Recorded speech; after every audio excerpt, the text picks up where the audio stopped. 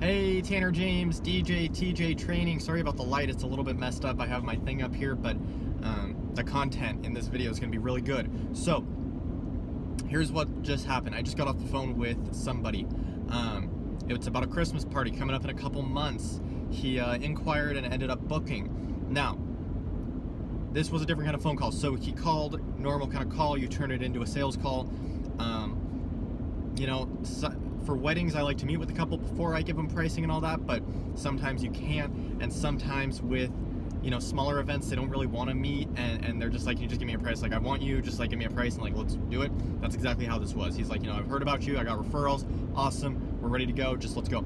So I was telling him one thing that I do, and I was saying that I do quick mixing, so I play, about 2 minutes, 3 minutes of a song max, generally around 2 minutes, and then I mix out and into the next song. What does this do? It helps keep the dance floor moving. That means if you don't like a song that's played, it's over pretty quickly where you can still dance to it, and then you're good to go. And so everybody's having a good time, right? So say it's going well and I keep getting a lot of requests for some country music. Well, I can throw in a couple country songs without it being, if I played the whole 5-minute song, 4-minute song, it may take, it may bring some people off the dance floor, and then, when you're off the dance floor, then you get tired and you're like, let's just go home, that kind of thing. And I was explaining it to him. He did not agree with that. He's like, oh, yeah, well, why would you want to do that? I'm like, well, it keeps the dance floor moving, it keeps people flowing, and if you don't like a song that's being played, you just move on, and, by the next song, before you know it, the next song's on and you're dancing. And he's like, yeah, well, why would people want to do that? Why wouldn't you just want to hear the whole song? And so I kind of explained it again, if you don't like the song that's being played, you can move on. He did not agree. He was like, oh, yeah, okay. So I told him, look, I'm here to work for you. I want to work with you. And this is the thing. If you don't want that done, I won't do it, okay? I'll play the song. Simple as that. Like, done. We're good to go. And he's like, all right. And so I ended up closing it and we got it booked. So here's the thing. The video today is about doing what your client would like. If they want something a certain way, then do it that way. Now, if it's going to be detrimental to their event, that's a little different, right? If it's a wedding and they want to do something weird that won't help, then, maybe express that, but don't put it as the client is wrong. Just say, I think this would be better. I think this is the best way to do it.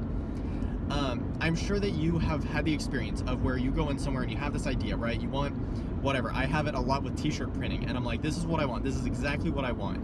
And they're like, you know what? We generally don't do that, but let's see what we can do. And they do it. I may pay more. I may have, some other things happening, but they get exactly what I want, right? I get exactly what I want. They're fine with it. Okay, right? And then you feel very well taken care of. You feel awesome. You're like, wow, this business is awesome. This company's great. I love working with them. And that is where awesome referrals come in. Hey, this isn't what he normally does, but we talked about it, and he said you do it, and so he did it, and so it's awesome, right? Now it's company party. I'm gonna do an awesome job. They're gonna love it, and then I'm gonna get called back next year and the next year. Repeat business. Look, repeat business is what your business depends on. It is awesome. You need repeat business in there, but do what your client would like. If they want something done a certain way, do it. What does it really hurt you? I know that DJs have an ego, and you may not have that ego problem, but I think we are stuck in a zone where we think we know what's always best, and sometimes that's not just what the client wants. So next time you have a client that wants to do something a little bit different, be open to it. Now, if it's going to be detrimental to the event, you may want to steer them away, but most of the time it's not, and they just have an idea, and you just may not have thought of it. So that's the tip for today. Do what your clients want. If they want something done a certain way, do it.